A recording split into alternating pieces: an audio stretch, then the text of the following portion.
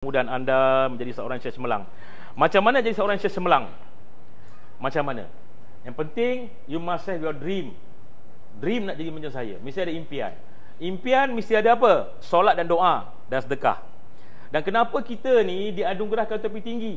Pergilah ambil topi bomber, topi polis, topi askar, general macam mana ke, agung macam mana pun, we cook for them. Dengan syarat, Bismillahirrahmanirrahim, Subhanallah, Subhanallah, Ya Latif, Ya Latif. Doa.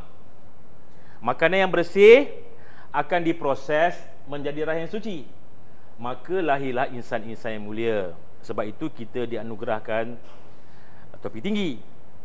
Saya nak kongsi pengalaman, bukan nak cakap besar. Saya SPM saya pun tak ambil lagi. CJ ITM saya 1985 di ITM lagi.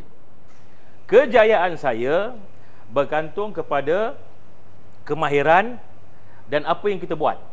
Recommendation by people. People recommend. Dengan mak rempit daripada umur 16 tahun sampai mak rempit umur 60 tahun. Daripada motor kecil sampai ke motor besar. 9 biji motor. Di mana datang motor saya tu? Adalah impian. Impian. Bukan guna motor bawa makwa. Guna motor untuk berzikir dan mencari ilmu, memberi ilmu, masuk kampung.